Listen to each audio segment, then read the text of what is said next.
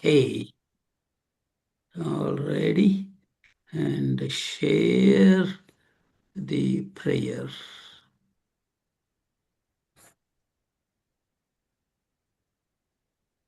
Okay, sir.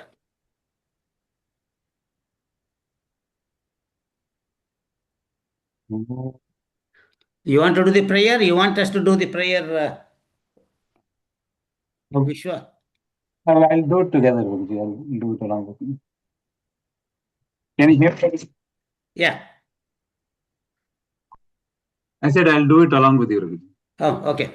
ॐ श्रीगणेशाय नमः ॐ श्रीसरस्वत्यै नमः ॐ श्रीगुरुभ्यो नमः ॐ समस्तजनकल्याणे निरतं करुणामयं नमामि चिन्मयं देवं सद्गुरुं ब्रह्मविद्वरम् ॐ सहनाववतु सहनौ भुनक्तु सह वीर्यं करवावहै तेजस्विनावधीतमस्तु मा विद्विषावहै ॐ शान्ति शान्ति शान्तिः यतः सर्वाणि भूतानि प्रतिभान्ति स्थितानि च यत्रैवोपशमं यान्ति तस्मै सत्यात्मने नमः ज्ञानाज्ञानं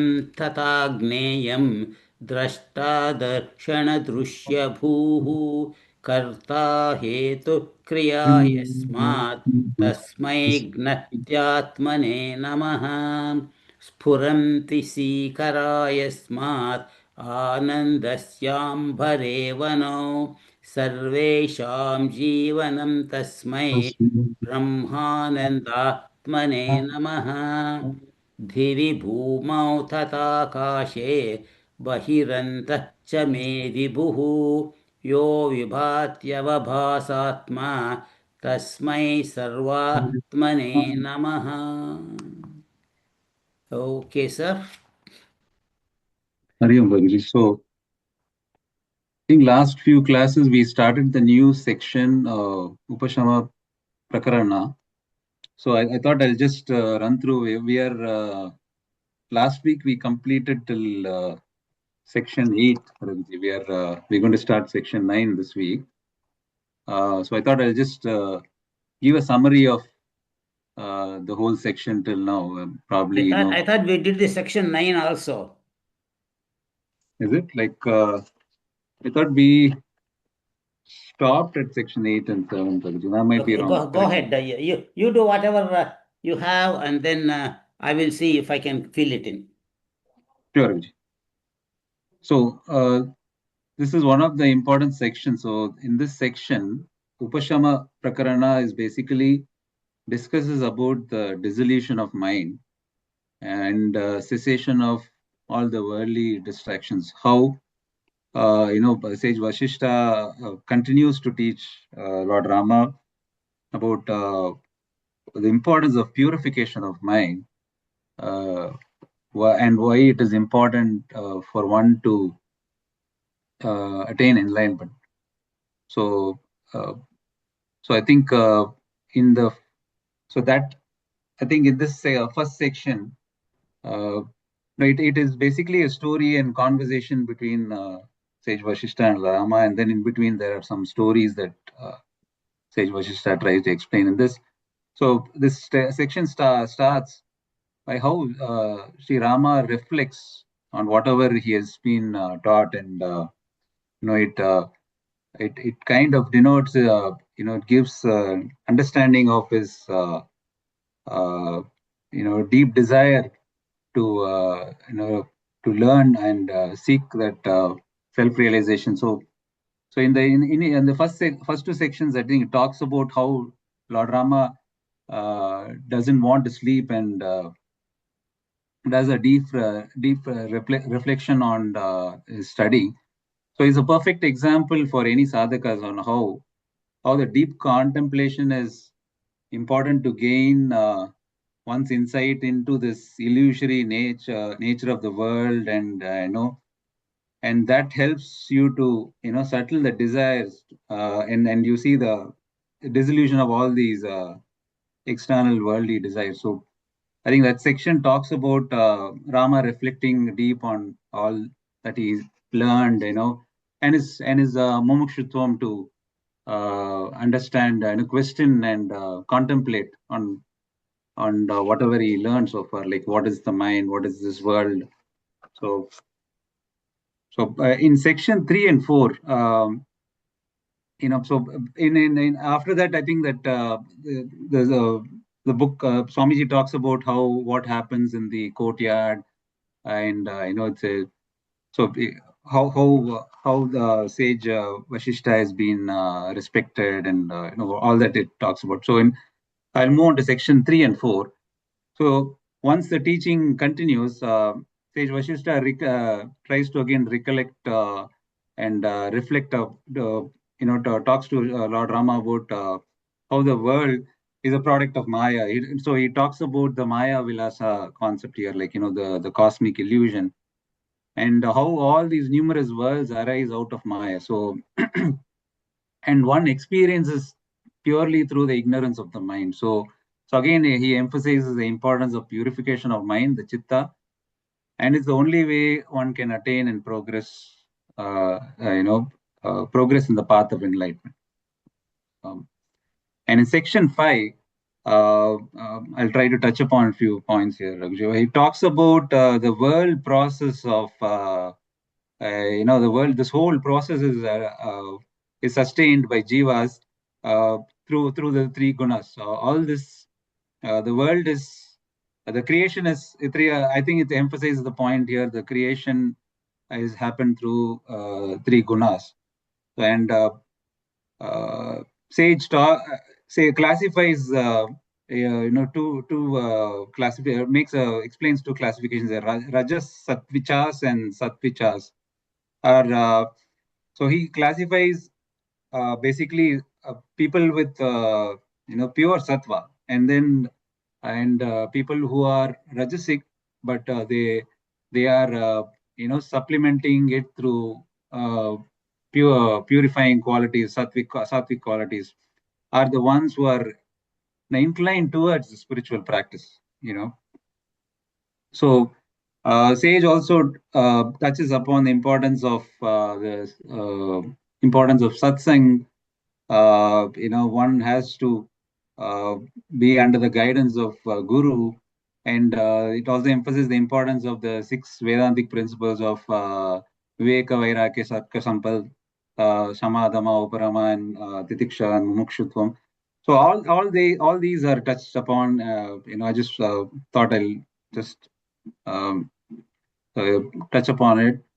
So for one to so one needs practice spiritual reflection to understand the nature of self. So Sage goes on to say that this path is so difficult that only few can attain that state. Even if there is an inclination to spiritual practices, only few can attain that stage, uh, because there is the a mind of a worldly person. Like, I think Sage tries to, and Swamiji tries to insist upon the sadhakas, or the people who are living the worldly life. The mind of a worldly person is enveloped in darkness of ignorance, in spite of him having that prarabdha to.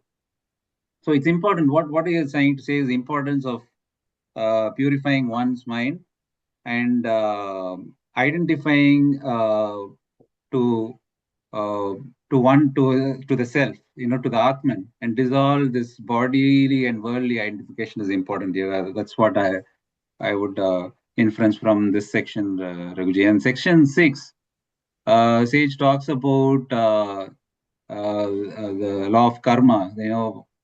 How how one goes through this karmic cycle of birth and death through ignorance, and how one gains his inclination is through the is by is all because of his prarabdha. It's not just from the ethical living and dharmic living that he goes through the present life. It is also because of his prarabdha from the past life. So that's what Sage talks about in section 6. 7 and 8, I think of Sage to uplift Lord Rama's spiritual thinking. He wants to, he comes up with the story of King Janaka and how he, in a unique way, of how he attained the enlightenment through his journey. He listens to a song of Siddhas in the forest and how he attains enlightenment. So through these, through higher teachings and through stories, inspiring stories, Sage Vashishta is, continuing his teaching and giving a question, clarifying all the questions that comes to Lord Rama's mind to uplift his thirst for enlightenment. Hari Om. Very good. So it's nice that Vishwa summarized from the beginning of the Upashama Praparana, just like the name says, Upashama, where the Shama or the control of the mind is Upa, that is near, that is one is abiding his mind in his own self and how to practice it. If a person has already done it, he is realized. If he is able to control and abide in Atman. And this is the sadhakas, how they have to do it to attain to the state. And it's beautifully given in the form of a story of Janaka Maharaj, and he, who being a pure-minded person, he was able to listen to the discussion of the Siddha Purushas in the subtle world. They were not seen, but he was able to listen to it in his garden. And after that, what happens? Then he goes back to his palace and contemplates on the teaching that he heard from the Siddha Purushas. So, like I had said before, the Tejamanda Swamiji has commented on it in the form of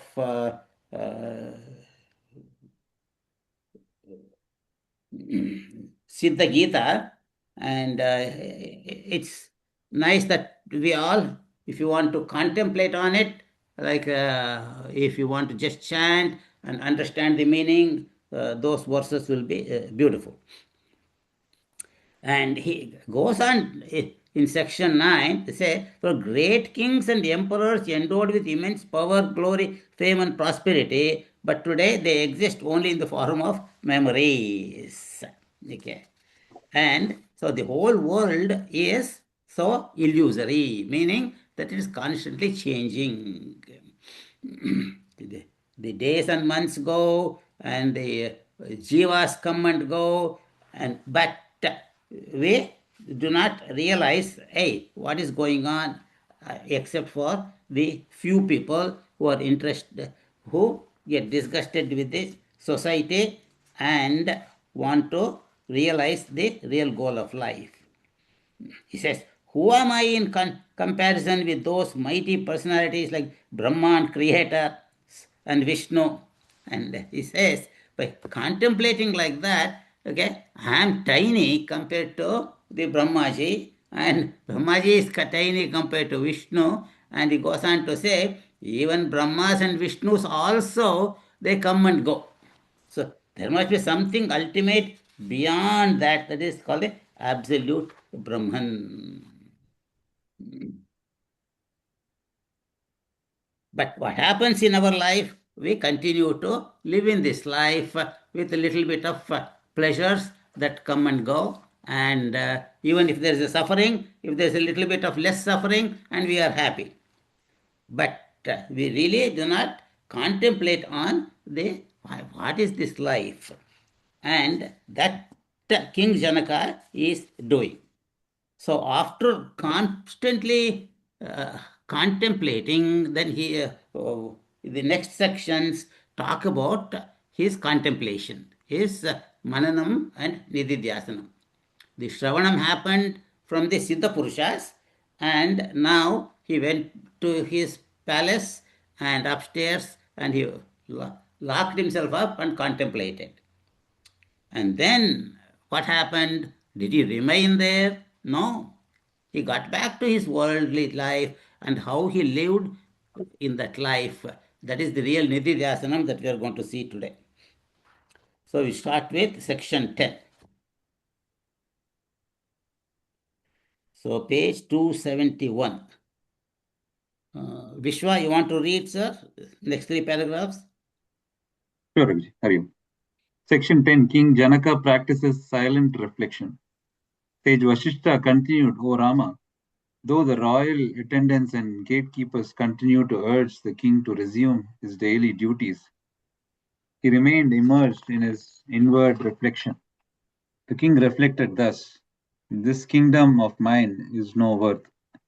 It is a perishable possession. Therefore, having renounced these illusory objects of the world, I will abide in the self, even like the waves abide in the ocean.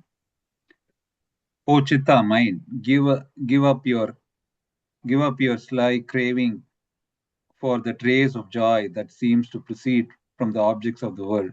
Do not do not be immersed in the marshy lands of birth, old age, and death. O Chitta, from whatever source you desire to find happiness, that very source will become the cause of your sorrow. Therefore, do not seek happiness from objects outside. Seek happiness from the self within. O sinful Chitta, thinking of the objects of the world is the seed of evil. Therefore, try to discover the spontaneous love of the self by renouncing your attachments to the objects of the world.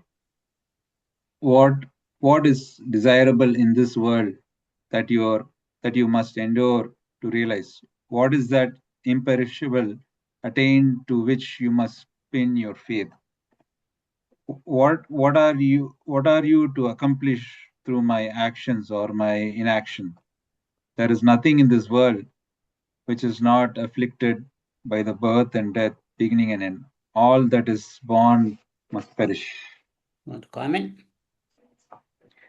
Yeah, wonderfully, Swamiji explains of how King Janaka did a deep reflection, mananam. It just kind of, this whole section explains how one should one was into spiritual seeking, in how one should be fine tune his mind and direct one's towards inner self, and uh, for attainment of spiritual growth, and gradually, at some point in some stage of one of the lives, you attain attainment. So it explains on how King Janaka is fine tuning his mind here, Raghuji, and then he wants to uplift himself from and detach himself from all these worldly pleasures and attach to his inner self. Correct. Yeah. So just like the word that he used, uplift himself. So that's what actually he's doing. And just like in sixth chapter Bhagavad Gita, Lord Krishna says, Uddared Atmanatmanam Natmanam Avasadayet. So our intellect, discriminative intellect, should control the outgoing mind through the senses. So if one has to progress, he has to control the outgoing mind and the senses by Shama and Dama. And so that way, the discriminative intellect should talk to the outgoing mind and intellect. Hey, why are you going out all the, everything is transient, everything is sorrowful. Why do you want to go out? Okay. So don't seek happiness from the outside world, because the happiness is within me, within you. And so we'll continue. And so this is a short chapter. And Akilama is here today. Go ahead and read them. Hari Om Raghuji. Let this illusory body continue to perform actions. I, who am the self, have nothing to gain or to lose.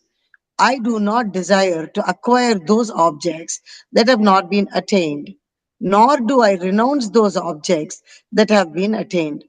Abiding in my essential self, I will allow my apparent personality to follow the process of its prarabdha karma, fructifying action. Though performing actions in this world, I no longer expect any result in the form of illusory conditions and developments. When the mind is desireless and without attachments to the objects of the world, it views the activity and inactivity of the body with equal vision. Therefore, although I will let this body of mine continue to perform actions, yet I will be beyond good and evil karmas. The notion, I am the doer, I am the enjoyer, is sustained by the mind. But when the mind attains the state of quiescence, this erroneous notion is removed. Then, whether a person engages himself in action or not, he is ever free from the world process. Hari Om. Want to comment? You explain it, Raghuji. Come on, now you can do it. So you can see how beautifully that he's contemplating. Some of us, like Raghu, are not able to contemplate by ourselves, but by reading like this, then we can put ourselves in Janaka's position and contemplate on it. Okay. So, just because that I sit and contemplate and meditate, it doesn't mean that I don't do anything. The body has to continue to do the actions. Like Lord Krishna says in Bhagavad Gita, that as long as we have the body, that we have to do karmas. And so, knowing because of prarabdha, the body continues and has to do actions in the world, whatever the duties it has. So that's why I said, karmanyevadikaraste ma phaleshu kadashana. That's what exactly that it is said here, that I no longer expect any results from the illusory conditions and development. But at the same time, ma karma kalahetur buhu mate sangostu akarmane. Don't be attached to inaction. So the body continues to work, but at the same time that I am abiding in my own self. So this is a beautifully the third and fourth and fifth chapters of Bhagavad Gita. Just I want to share a few verses from the uh, fifth chapter of Bhagavad Gita, where how a person who is abiding in that Atman thinks. He says, Naiva kinchit karomi te yukto manyeta tattvavito. The tattvavito, the knower of Brahman, manyate. He understands and he thinks. Yukta, because he is abiding in that Atman. Naiva kinchit karomi. I don't do anything. Okay. Pashyan, Shrunvan, Sprushan, Jigran, Ashnan, Gachan, Swapan, Swashan, Pralapan, Vishtrujan, Gruhnan, Unmishan, Nimishan Napi, Indriyani, Indriyarteshu, Vartanta iti dharayan. He says, okay, all these actions of seeing, hearing, touching, tasting, eating, going, coming, all these activities are happening by indriyani, indriyarteshu, by interaction between the organs of action and knowledge and the objects of the world. And that way, but I am not, he says, ब्रह्मण्यादाय कर्माणि संगम त्यक्त्वा करोति यः लिप्यते न स पापेन पद्मपत्रमिवाम्भसा. He says, Brahmani eva adaya. Okay. By constantly abiding in Brahman, karmani sangam tyaktva. Actions are happening in the body, but he is not attached to it. Okay. Why? Na lipyate. He is not attached. He is not affected by any results of the action of the sins. How? Padma Patra Mivambasa. Just like he lives in the world, just like a lotus leaf or lotus flower, not affected by the surroundings. So, so, so such a small chapter, but very thought provoking. So, the notion I am the doer, I am the enjoyer is sustained by the mind. But the intellect, with the knowledge of the scriptures, has to understand that I am not the doer, I am that Atman. Anybody want to add a comment? But Raghuji, this section, I don't know, the entire section talks about the Manomaya Kosha, but the way it starts, I feel it emphasizes the importance of Shravanam, Mananam, Nididhyasanam. So far, whatever I've Right, seen. right. Yeah, correct. That's what is continuing in the next section also. So that Nididhyasanam, how a person should do, like Janak Maharaj did, that is given. Correct. So, from Panchakosha Viveka's standpoint, Raghuji, this section is purely talks about dissolving the mind, how one needs to purify and dissolve his mind. Does it talk about that completely, this section? Yeah, yes. Like you said, purification of mind means what? Just like the Amritabindu Upanishad says, Manohi Devidam Proktam Shuddham Cha Ashuddham Shuddham Evacha. Ashuddham Kama Sankalpam Shuddham Kama Vivarjitam. So it is because of our desires, likes and dislikes that we uh, do the actions in the world and collect vasanas, likes and dislikes, and in desires and hatreds. And purity of the mind is what? That withdrawal of our mind from the sense pleasures, sense desires, and only do the actions that are absolutely necessary to sustain the body and to sustain the world as your duty from prarabdha, but not for any selfish desires. So, Anjanailu sir, you want to continue? Sure, Raghuji. Section 11. The king continues to enlighten his mind. Sri Vasishta continued, O Rama, having reflected thus within himself, the king engaged himself in the performance of his daily duties. But though engaged in external activity, he maintained an inward serenity based upon the vision of the self. From his inner point of view, he enjoyed the silence of deep sleep even during his waking state. Then, having retired from his daily duties, he spent the night reflecting upon the bliss of the self. Again and again, he conversed within his own mind in order to further enlighten it. O fickle Chitta, this world doesn't exist for your delight. Therefore, endeavor to attain quiescence where you will perpetually enjoy the bliss of the self. O mind, the more you continue to think of objects, all the more will be the world process extend. But when you renounce the thoughts of objects, the world dissolves it into the self. Just as a tree manifests ramifying branches, so too nourished by the water of desire, you, O wicked mind, continues to manifest in thousand ways. And comment? So King Janaka is doing Nididhyasanam on the whatever from the Siddha Gita and all. So, and he contemplated, and it is one of the important principle for a growastha to apply this is, though we have to carry on our daily activities, but inside of our, we have to retain that blissful state. So, and King Janaka went on advising the chitta, or thinking that all this is fake. Like we all sometimes we the fake it to make it. So we have to made the chitta to think that all world is illusory and be abide in the self, which is the ultimate goal of life. Right. Yeah. Yeah. Very nice.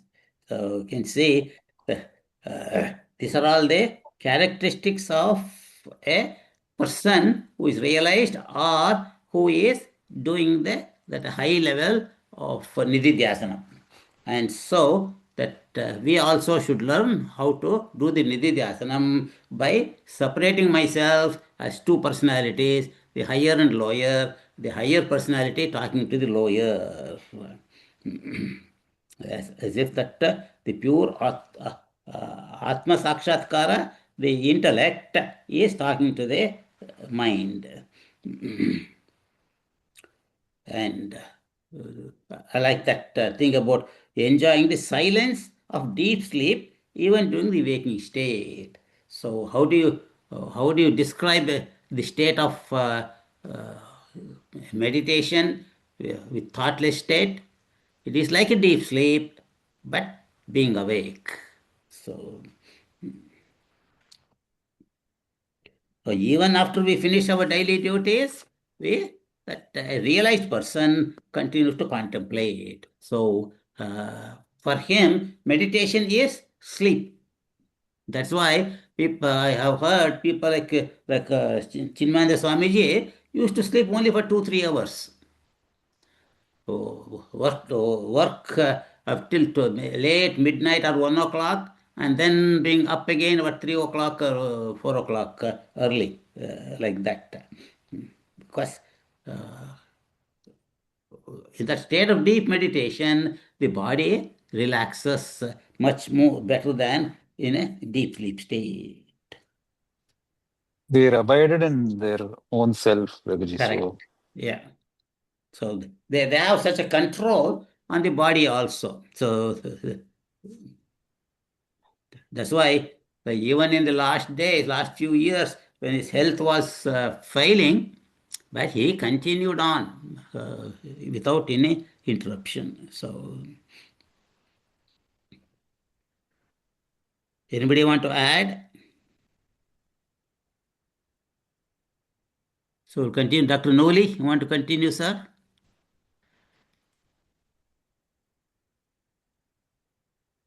Hari Om. Hari Om. O gentle one, place the passing joys of the world on one side of the scale and the bliss of inner stillness on the other, and observe how the bliss of the self outweighs all the pleasures of the world. Do not give value to the objects of the world, neither consider them desirable nor undesirable. If you consider objects desirable, you will develop the impression of attachment, and if you consider them undesirable, you will generate impressions of hatred. In both cases, you will continue to weave illusions of the world process.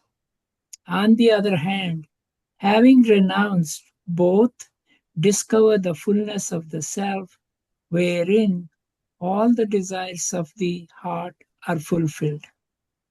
Neither should you be elated due to prosperity, nor depressed due to adversity, because, O saintly one, the self is beyond rising and falling, while the world is like a restless wave in the ocean.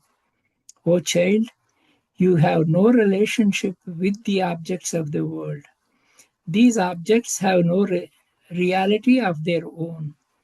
How can the reality within you be related to the unreal objects of the world? Comment? Well, it's in the first para, he's talking about, like, I guess, something like a tolabaram. He wants to put one on one side, all the worldly things, and the other side the stillness and the happiness of the self. And in the second and third para, he is talking about more like samatvam in everything. Yeah. Yeah. So the realized person faces the same ups and downs in life like any other person, and he also might cry a little bit or laugh and all that, but inside he is completely at equanimity. So that's why just by looking that you will never be able to tell if the person is realized or not. Many of the householders who lived in the world, okay, they might be realized. We never know. Okay. They also lived, they also enjoyed the world, and but at the same time, inside, they were completely at equanimity. And but only person who knows is that he is the realized person himself. So so, and by renouncing both likes and dislikes, both hatreds and attachments.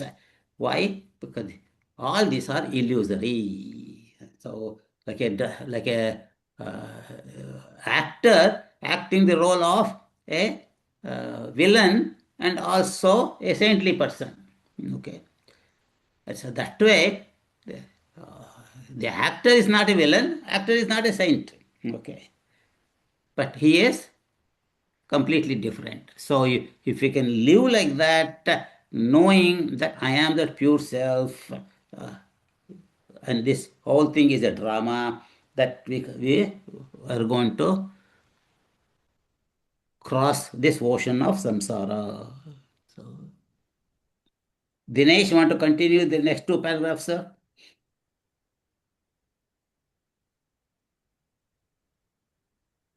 O mind, you are yourself in illusory existence. The world that is projected by you is also illusory. The relationship between you and the world is indeed illusory. If you were to say that the world is unreal, but that you are real, then how can the real be related to the unreal? How can the living be related to the dead? If you were to assert that you as well as the world are both real, then you would have experienced supreme felicity, because there would be no occasion for conflict, confusion, and despair in the mind. Therefore, knowing that you as well as the world are both illusory modifications of the self, renounce your grief by the practice of samadhi, superconscious meditation. Inspire the spirit within to wake up to its essential nature, the self. O mind, take recourse to repeated effort and dispassion in order to attain the highest. Comment? So, yeah. So this is something like, because if you look at the mind and the world, it's constantly changing. And the purpose of meditation and the reflection is to listen quietly and listen to the internal voice and focus on that is something which is permanent, the happiness within the Right. self.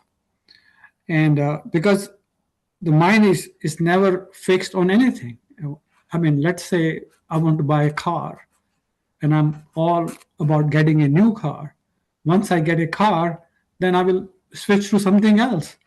So it's a constant chase, and I think that's what Swamiji is trying to say here and communicate, to focus on the self, the permanent happiness. I think, Hari Om.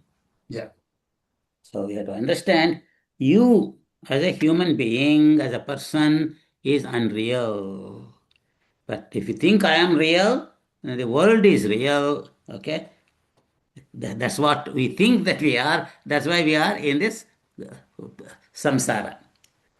But he says that there would be no, if both are real, there should be no occasion for conflict, confusion, despair of the mind.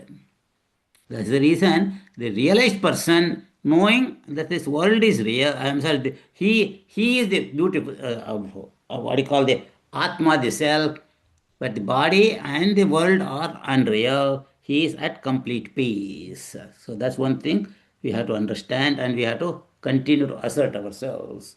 So just like it is said, Siddhassa सिद्धस्य लक्षणानि sadhakasya sadhanani. So these are the lakshanas of the realized person, and that we have to continue to imitate. So just like I think it is Dinesh has said, we have to fake it in the beginning, and then it will become real as we go along. So okay, Karpagam, you want to read the next chapter, Rama? But Raghuji, even though it says both are real, the crux of it, knowing that you are that both illusory modification of the self. Even what I am also, it is kind of an illusory. That is what the first line it says in the second paragraph, right? Say it again.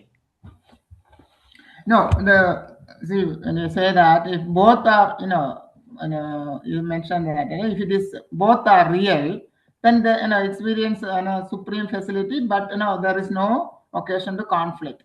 Right. But actually, then the next line it says, knowing that you as well as the world are both illusory modification of the self. The self, it is self only is there, and whatever you experience as you and the world is both are a modification of the self. Right. That is what it is meant, right? It is not that we cannot really just say that both are real. I am real, world is real. That is actually what meant by both are real, right? But both are actually the modification of the self, right? Self in the sense of Brahman. That's true. I think the way I understood in context is, don't look at both of them as real. Yeah.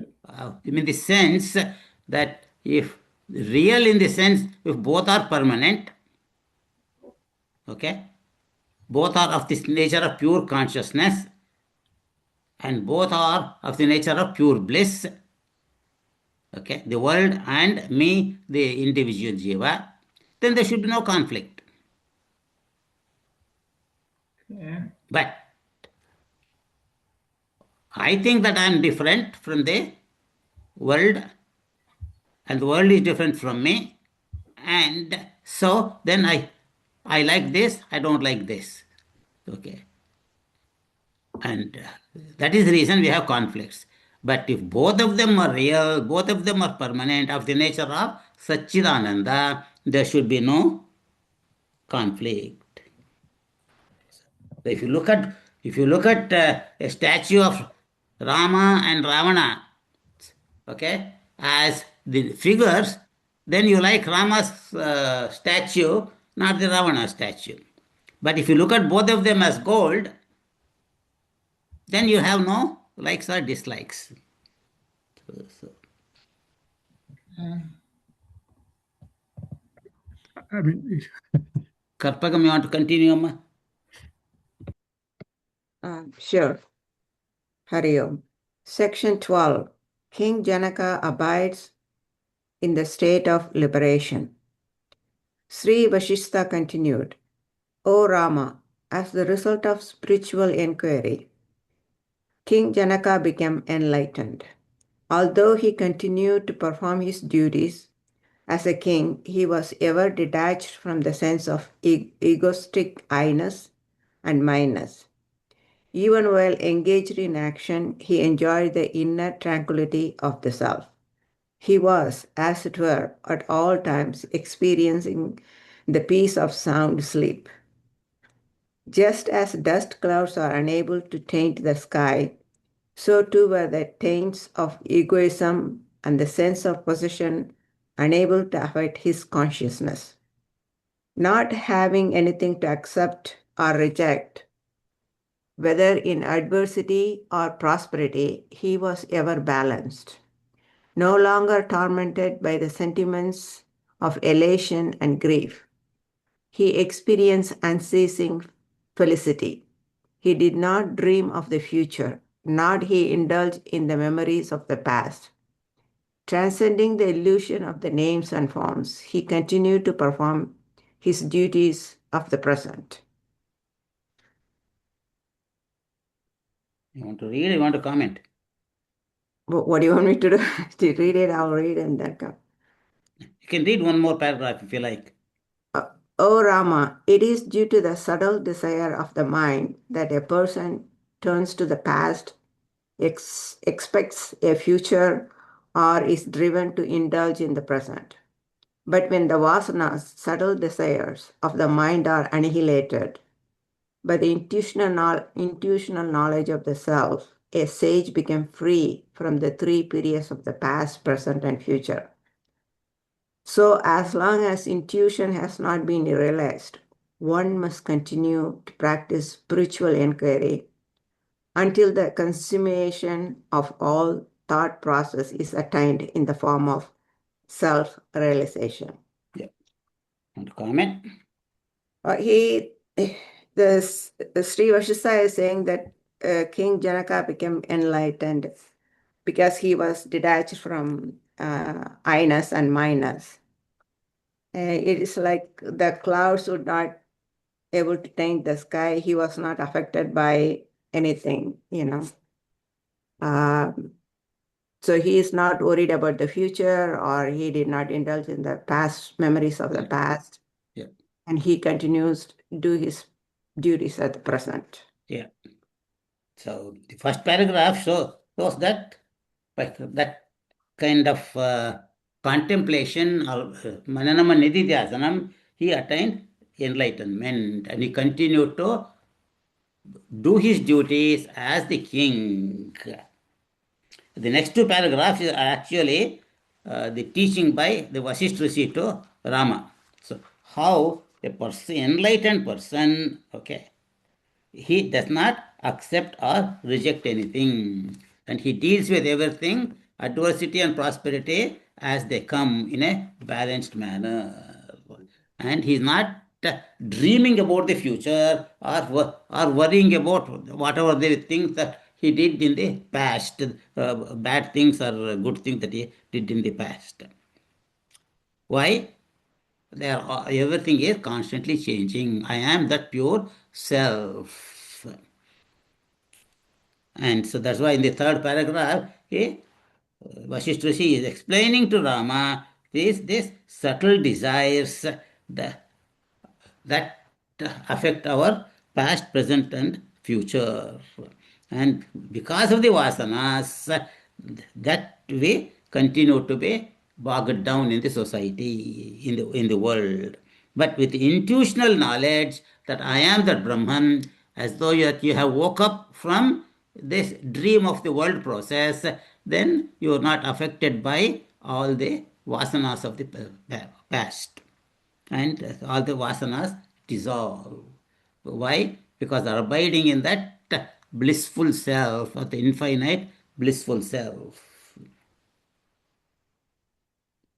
So only when we get realized, then we know that we have reached the climax, and then we know how it feels. Then the attachments to the world of objects automatically drops off. So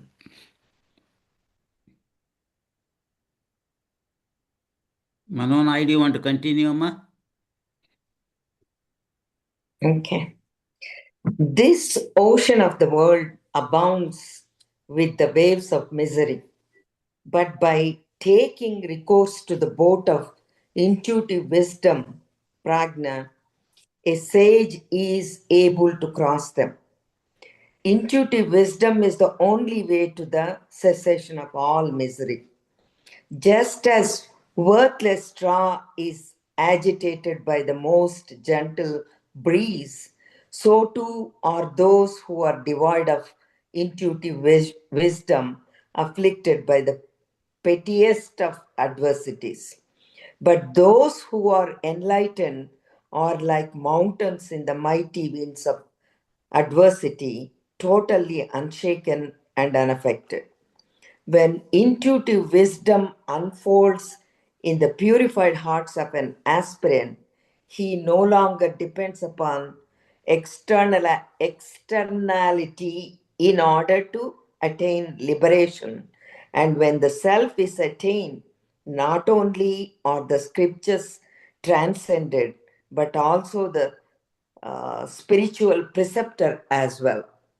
Therefore, an aspirant must cultivate the tree of knowledge in the depths of his heart, which is tended to, watered, and nourished by the study of the scriptures and good association. If the tenacity and the interest with which people run after the perishable objects of the world were directed towards the attainment of the treasure of prajna, intuitive wisdom, they would be enlightened in a very short time. Nothing more needed to be done in order to attain liberation. In all these three, he is talking about attaining liberation. The first one saying that to get rid of all the misery in the world, you need intuitive vision. That is the only way you have it, only the way to stop all the misery. And the second paragraph talking about, the sages, the enlightened ones, they're like mountains, and nothing, no mighty wind of adversity will shake them or affect them. And he talks about the intuitive vision when it purifies the heart of an aspirant. That aspirant no longer depend upon the externality like the self. Once he attains the self, no need for the spiritual, no need for the scriptures. He already transcended that, and also no need for the spiritual preceptor. And the last paragraph pretty much says the same thing, but taking a tree of knowledge in the depths of his heart type of analogy, that when you attended to it, watered it, nourished it with the study of scriptures and good association, and the interest with which the people run after the perishable objects, you can direct that towards the attainment of the treasure of prajna, intuitive vision. You will also be enlightened. Yeah, yeah, yeah. So every paragraph is such a beautiful information for us that we have to continue to contemplate on this Atman through the process of study of the scriptures and satsang. So that way our mind is constantly contemplating on this Atman, and that's the only way that we are preventing the mind from going and thinking about other things based on our vasanas. And as practice makes perfect, just like Lord Krishna says, when Arjuna asked, this mind is so fickle, it's hard to control like the wind. So he said, that is true. So Bhagavan says, through what you call vairagya and constant practice, one can control the mind. So that's what is beautifully being said here. So here another new word is introduced, Pragna. pragna. Pragna means that state of realization. Pragna is a person who is realized, who is abiding in that knowledge of the self. So that intuitive wisdom. So So Raghuji, that's what I wanted to ask. Like, so that state is a state of realization or a state of turiya, Raghuji? yeah, that's the state is called the Turiya state is called the state of pragna. And the one who has the state is the pragna. So So there are two.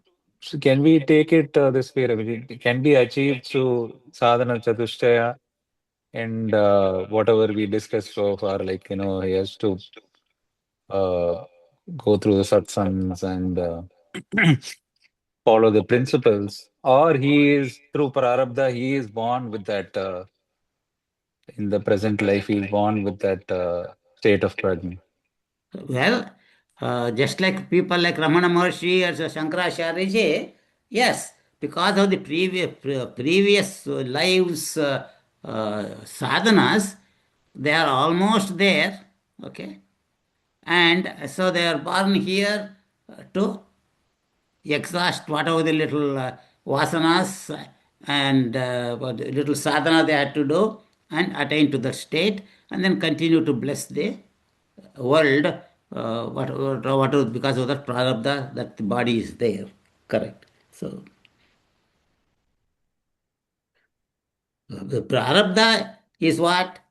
The result of our past actions. It's not something blessed by somebody or given by somebody else. It's my own actions done in the past, both good and bad. That the good prarabdha leads to sattvic association and sadhana, but rajasic and tamasic kind of things leads to the worldly attachments. So,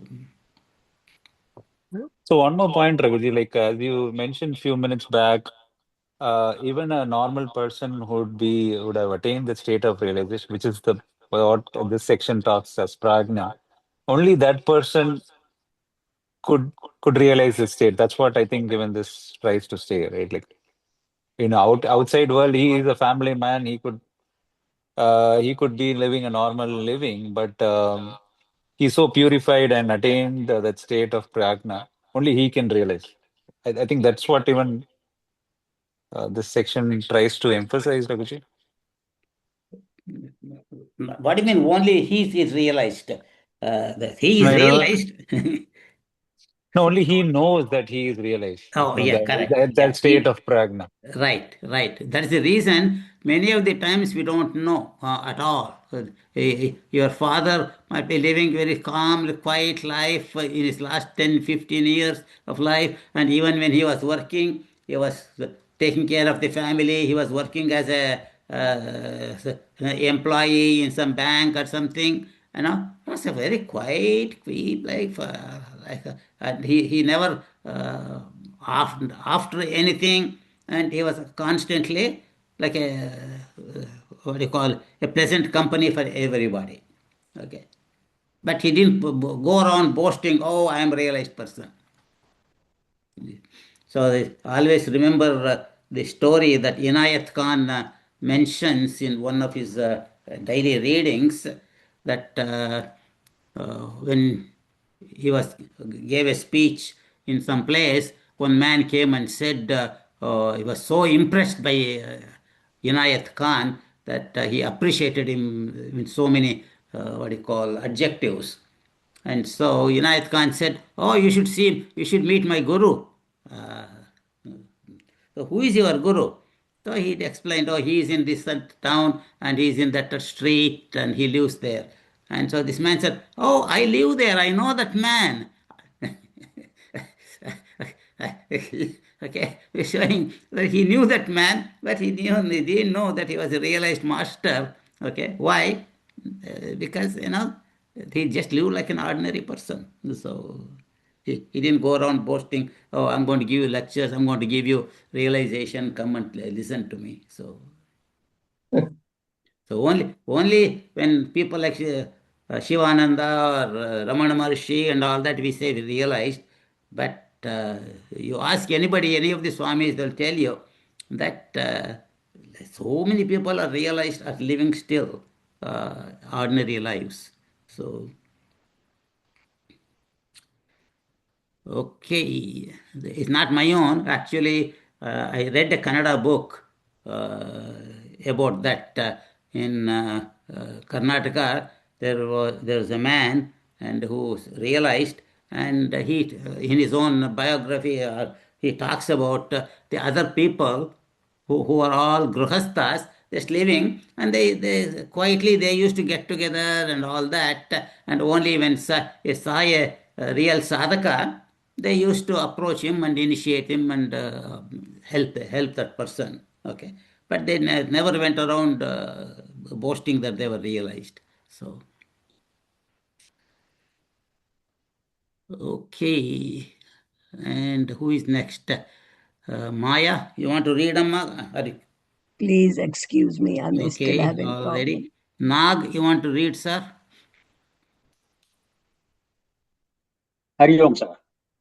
The dull-wittedness of the mind is the source of all misery and adversity. It is the seed of the world process and therefore must be ruthlessly destroyed by the practice of prajna. Whatever happiness is experienced by being an emperor of a vast kingdom or by ascending the subtle worlds in the heavenly plane, all that and more is experienced by the possession of the treasure of prajna. Through prajna, even those who were like crows now soar like swans, and those who were like frightened jackals are now able to overpower even the most ferocious of lions. Endowed with the armor of prajna, the sages are not affected by the arrows of greed, hate, pride, or grief that abound in the battlefield of the world process. There is nothing in this world, nor in the heavens, that is not accessible to one who is endowed with the prajna. And just as a dark cloud that obscures the sun is easily dispersed by the mighty force of the winds, in the same way, the cloud of egoism that obscures the vision of the self is dispersed by the mighty winds of intuitive knowledge. Hari Om. Want to comment? Well, say again and again, this section says that we need to control the mind. So the mind is the cause of all the problems. So it is easy when I'm sitting here from 7 to 8, but when I get out, it's going to be tough. So I think we need to keep on practicing, that control the mind, control the mind. Hari Om. Yeah, yeah, that's what I always think. If I make a mistake, at the beginning, at least say, I'm sorry, I made a mistake. Okay. And if you develop that kind of a humility to accept your own faults in front of the other person, that's the beginning of shaving off our ego.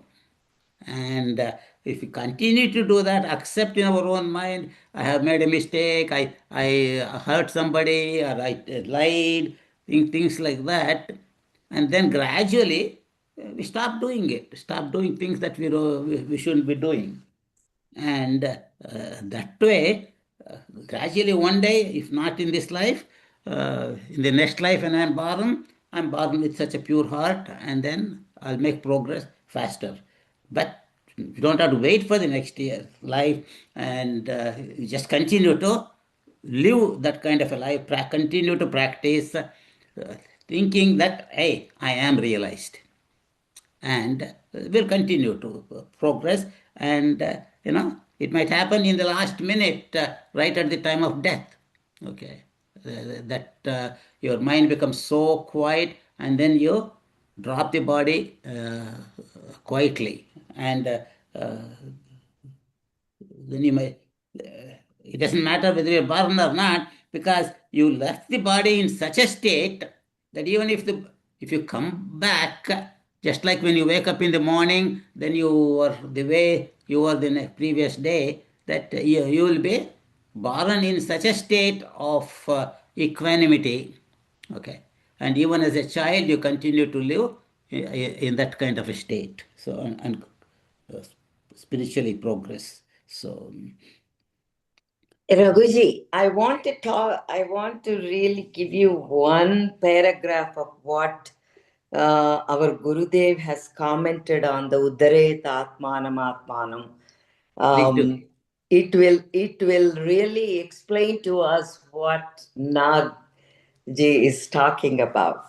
Within ourselves, if we carefully watch, we can discover that intellectually we have a clear concept of a morally strong, ethically perfect, physically loving, and socially disciplined ideal picture of the man that we should be. But in the mental zones of our emotions and feelings, however, we are tantalized by our own attachments, likes, dislikes, love and hatred, appetites and passions. And then this is the sentence you need to hear. The way he writes is something else. Hence, we behave like a dog fed by the wayside gutters and ever quarreling with the others of the same ilk over dry and marrowless bones. Did you hear the language that he uses? Yeah. Why I'm telling you this is the way we are right now. From here, you have to lift ourselves. Of course, he gives in the next couple of weeks a long commentary on the Uddaret Atmanam Right. Atmanam Avasadaye, Yeah. that particular sloka Gurudev gives. And this one is very interesting when we read in my, I have a satsang there. And we discussed about this a lot because, if you sit and really do the contemplation when you are by yourself, don't we all do that? We do that. Basically, we think, oh, I am such a great person, I do this, I do that. How many satsangs I'm attending? I'm such a great person. I'm doing all these things. But if you sit and think about the last two sentences he's talking about, what are we doing at the end?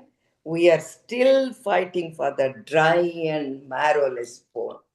So, of course, later on, you all can read it, but that was interesting, and I thought we should really listen to what Gurudev is saying. Of course, afterwards, mind is conditioned and all that. He talks about what we need to do the mind, how to transcend it, how to the self is the friend of the self, how to get to that. All that he says, how you can uplift your lower into the attunement with the higher intellect and all that. But that one, suddenly I remembered that we read that, and it is very interesting for at least for me to really understand what Gurudev is trying to tell us. Good. Beautiful. Thank you for introducing that one. So that's why we have to be ruthlessly honest, ruthlessly evaluate ourselves and improve. That's the only way. Not be gentle with ourselves. So Importance of being a Sakshi Bhava. What is that, Vishwa? Importance of being a Sakshi Bhava. Right. I think it's difficult, as Manoji says, but that's the only way we can build that vairagya. Yeah. If we continue to have that kind of a sadhana and ruthlessly evaluate ourselves and improve and grow, then naturally you come to the state of Sakshi Bhava, right? Yeah, I think Manoji was actually mentioned. We actually read, we kind of know the knowledge. That is what in the olden days people will say, hey, take a moment, right?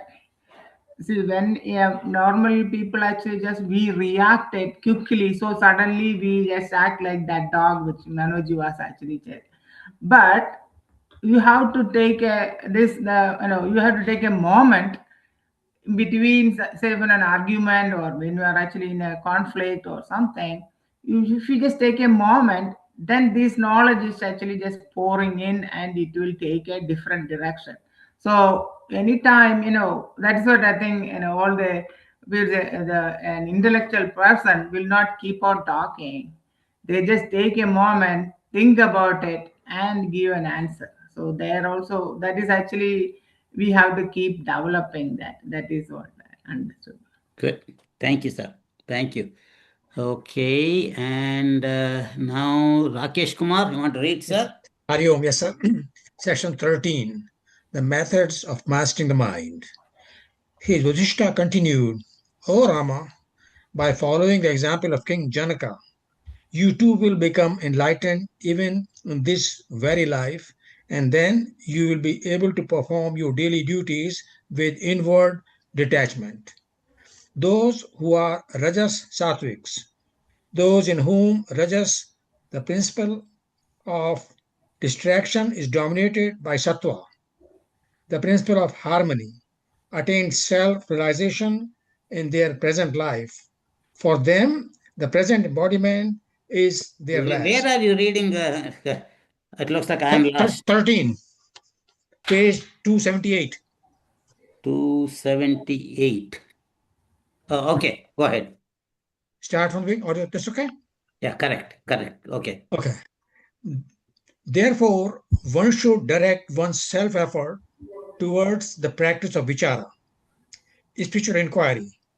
Those who are terrified by the miseries of the world process cannot find refuge in destiny, or in karma, or in wealth, or in relatives. For them, the only refuge worth taking recourse to a spiritual inquiry aided by one's own self effort. Yeah. Hari Om.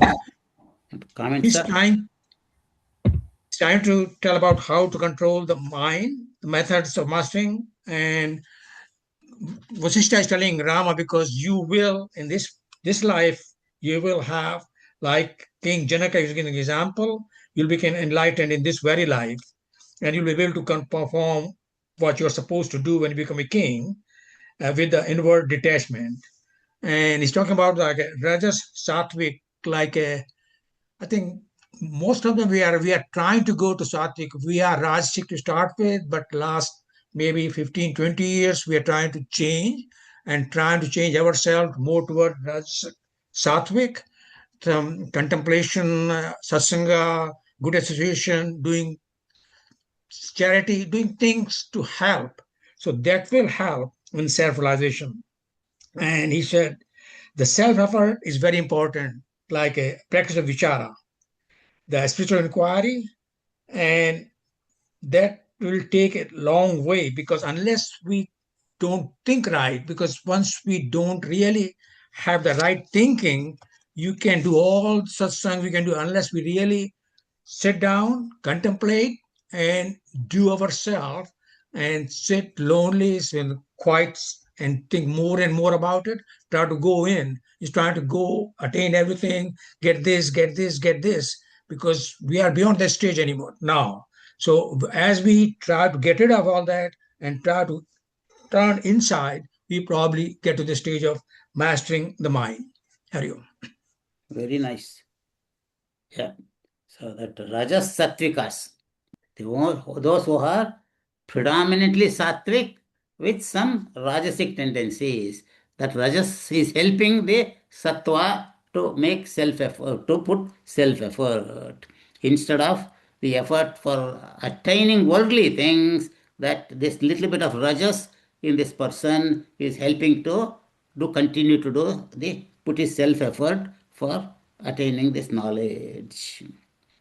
Most important thing is continue to do the self effort in the form of vichara, because he has already done the shatka sampatti, has attained that state of shama, dama, upanama, and all that, but he has to continue to do the vichara, like is being explained by Vasisht Rishi. And don't say, oh, this is my destiny, whatever the prarabdha will happen, okay, or still being attached to the wealth and trying to earn more money, or attached to the relatives.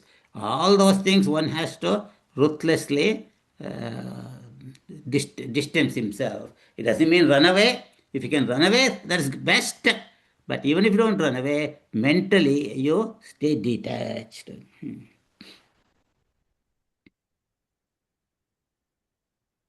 And then Rani Natarajam, Ratnamma, you want to continue, Amma?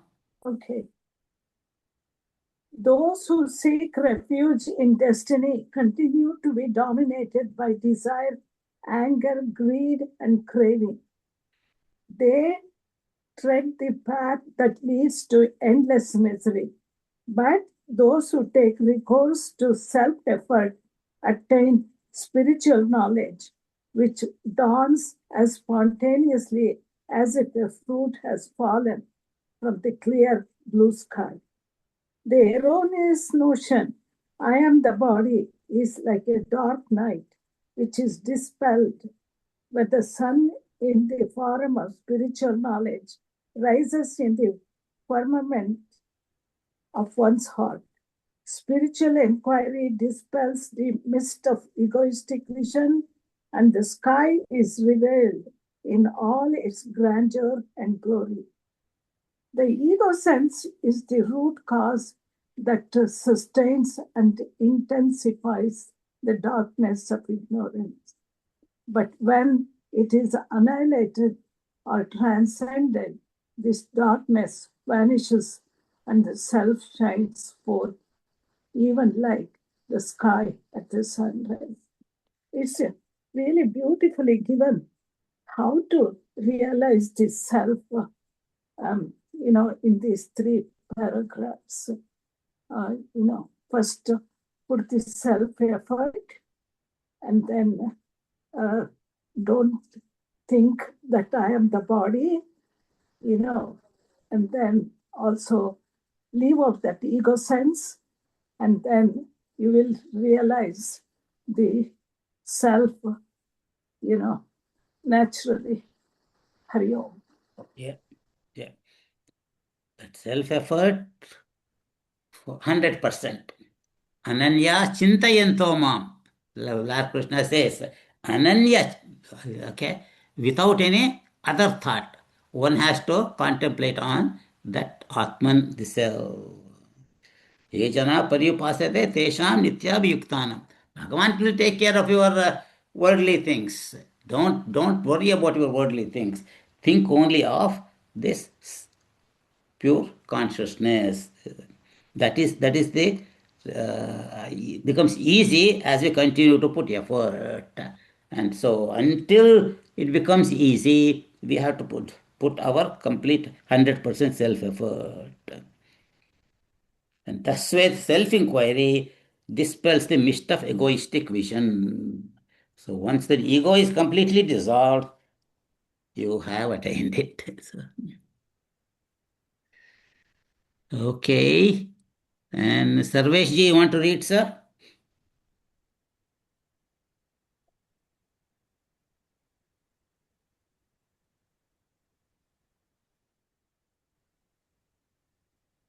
Okay.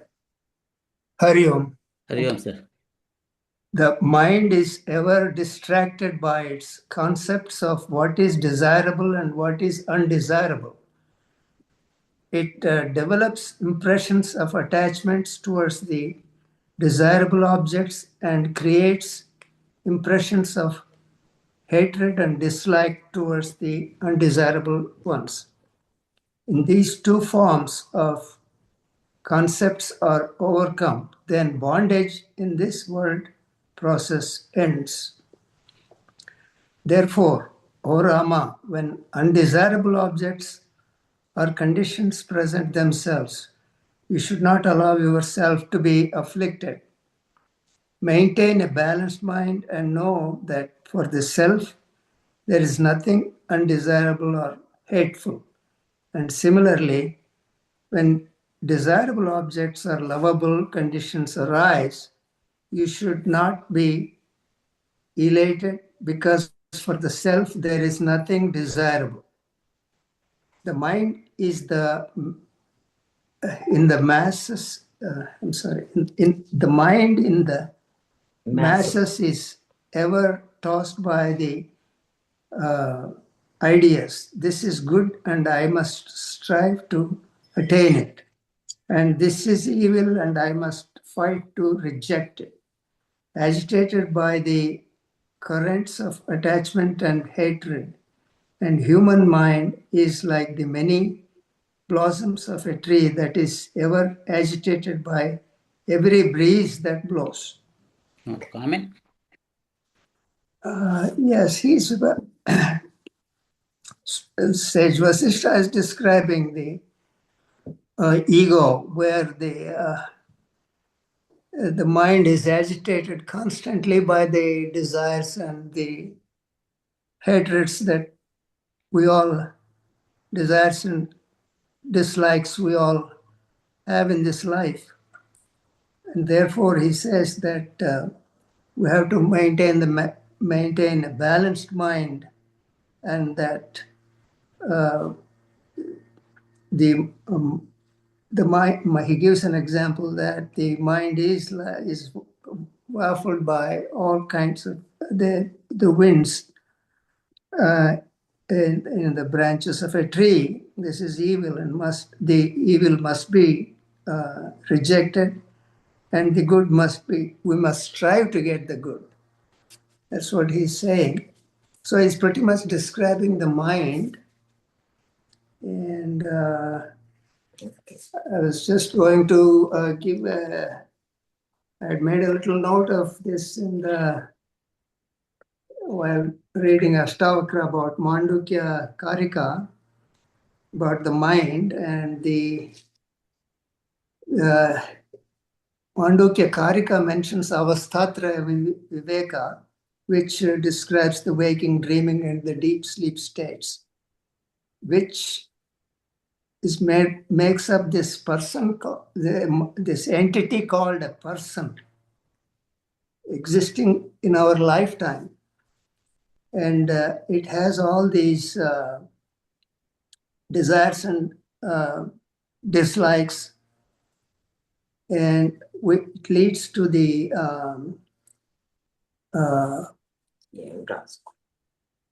Sattva, Rajas, and Tamas, which is the Trigunatmika Maya. And after the Avasthatraya is the waking, dreaming, and deep sleep state. And with the dawn of knowledge, the Gnanam is to realize the truth, when the waking, dreaming, and deep sleep state disappears. And the Turiya we discussed about is the next stage which he is talking about, which is to be attained through self-inquiry, vichara, meditation, contemplation. So that pretty much I was going through the previous paragraph that we were listening to. And that's here pretty much he has described the ego and how to get over the ego. Right. Yeah. So the most important thing is the ego has to be dissolved into the pure self, the Atman. Okay. Sudhirji, you want to continue, sir? Hari Om. Hari Om. O Rama, these are the qualities of a Jivan Mukta, a liberated sage. Freedom from desire, fearlessness, an inward sense of eternity, balance of mind in all conditions, intuitive knowledge, establishment in the actionless self, gentleness, freedom from mental distractions, patience, friendliness towards all, contentment, sweetness, sweet speech, and reflectiveness. These qualities must be cultivated by an aspirant in order to move on the path of liberation. O Rama, strive to destroy all the vasanas, subtle desires of the unconsciousness. When they are all destroyed through spiritual inquiry, the mind is automatically mastered and become incapable of creating the world process. Whether sitting, walking, standing, sleeping, or engaged in any action, continue to maintain an unceasing flow of spiritual inquiry deep within. The wise say that those who do not practice spiritual inquiry are as if dead, even though physically alive.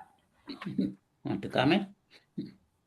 Yeah, here that Vasishtha ji Sage Vasishta is actually giving the qualities of a Jivan Mukta. It is actually, freedom from desire and the fearlessness and, and balance of mind and intuitive knowledge and patience, friendliness to all. We can actually see almost all the, at least the known realized person, like, everybody has got the same, and that characteristics. It is actually, they were actually sweet, they are actually reflective, they are very knowledgeable, they do have, gentleness, all those things. And Sage Vasishta is actually asking us to cultivate those, character qualities in us, so to become a liberation. I mean, that actually move towards the, once you are actually become that, and you will be. And then and under the later it says that you have to destroy all the vasanas. I think in the previous one of, I think some couple of paragraph before, it actually said the subtle vasanas actually create, what was that? What would say? In a subtle desire turns to a past expectation and to a future, and then it is driven to indulge in the present. And the vasanas of the mind is actually supposed to be destroyed by the intuitional knowledge. If intuitional knowledge is not realized, um, you know that is, and that will, intuitional knowledge is actually realized by continuous spiritual inquiry. And later it says, the um, if you are not having a if you are not practicing the spiritual inquiry, there is, it is as if you are dead. You don't have any, it is as if dead, even though physically alive. That is what. Right. Yeah. Crux is actually we have to destroy our vasanas. That will drive towards intuitional knowledge. That intuitional knowledge will help to get all those qualities for the become a Jivan Mukta. That way you will, realize. That's what I understood, Guruji. Yeah, yeah. So when you were talking, I started thinking of the Jivan Mukta Lakshanas that's described in the second chapter. It says, Prajahati yada kaman sarvan partha manogatan atmanyev atmana tushtaha sthita pragnasta dochyate. Prajahati yada kaman. All the desires are completely gone. Okay. Atmani eva atmana tushta is completely happy and blissful in his own self. Is dukkeshvanu dvignamanaha sukeshu vigataspruhaha. So he is not disturbed by the sorrowful situations or any happy occasions. He doesn't get attached or crave for them. Vita raga bhaya krodha is free of raga, bhaya, and krodha. So that's exactly what is described here. No desires, fearlessness, and a sense of eternity, balance of mind in all conditions. And what is his state? Yanisha sarvabhutanam tasya jagrati samyami. What is darkness or sleep for the ordinary people? That means the state of realization, the state of Atman is like a dark sleep. They are asleep to that. But the realized person is awake to the state of self, and he sleep. That means he is not attached to the worldly things. And so that paragraph I thought is very, very beautiful.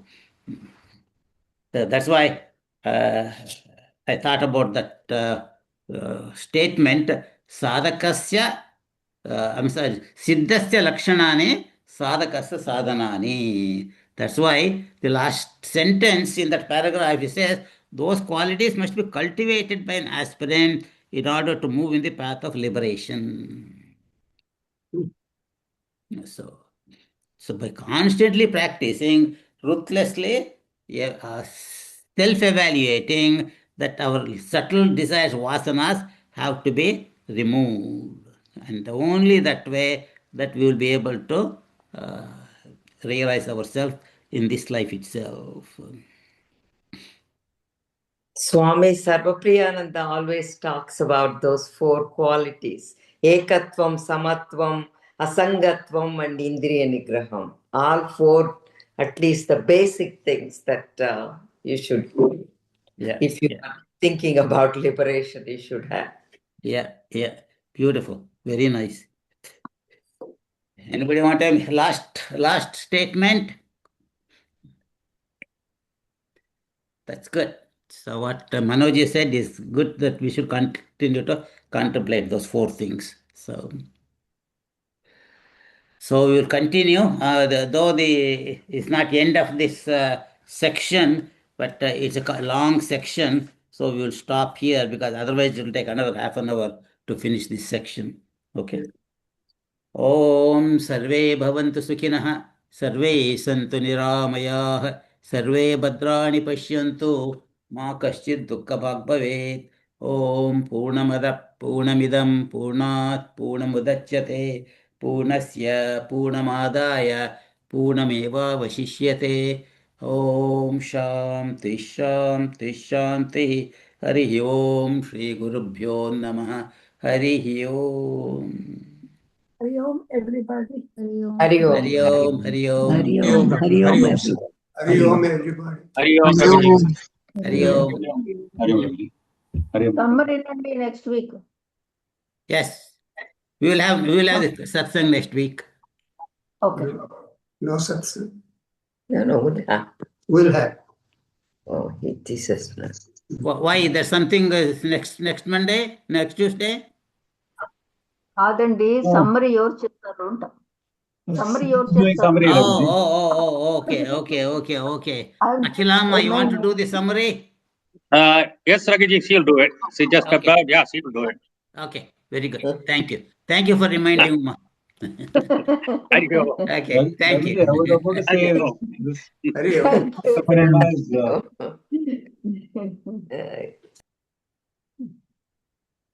నా చేత అయ్యలేదు అట్లైనా remind చేయొచ్చు మీకు అంతే Good, very good. We all have to contribute whatever we can do it. Thank you. Thanks so much. Okay. I was just thinking, reading Upashana Prakarama, it's kind of becomes a great guide for any sadhakas who cannot read so many other books. If they read this section, I think that's what exactly it is said. This book looks so voluminous and all that. For beginner sadhakas, you don't need to read anything else. Just read the same book from beginning to end and go back and read again and again and again and again, because this has everything. No, I could really visualize it, Raghuji. Like Swamiji has made it so simple and interestingly through conversation between. Obviously, it's a great script, but he has put it in a very easy way. The world could understand and relate. And exactly. That's a great blessing, Jyotirmanandaji, being a realized person himself, and with a good vocabulary of English and all that, he has done a great blessing for all of us. So. Yeah, Gurudev is more poetic in his, and he plays with his language. Here, it will be total contrast. So, yeah. That's what I feel. Yeah, see, Gurudev has done, if he had done it in Bhashya Yogavashishta, he would have done it, but, if you take Ashtavakra Gita or Vivek Chudamani, you will see how beautifully Gurudev has given commentary for people like us, because just by reading the slokas, we won't be able to understand the depth. And so realized persons like this give out the real essence for a common man to understand. They know what we understand, and so they explain at our level. So yeah, we are blessed to have great gurus. Right. Yeah. Be part of that parampara. Hari Om. Thank you. Hari Om. Hari Om andi. Namaskara Ratna. ನಮಸ್ಕಾರ ಗುರು ನಮಸ್ಕಾರ ಹೇಳಿ. Okay.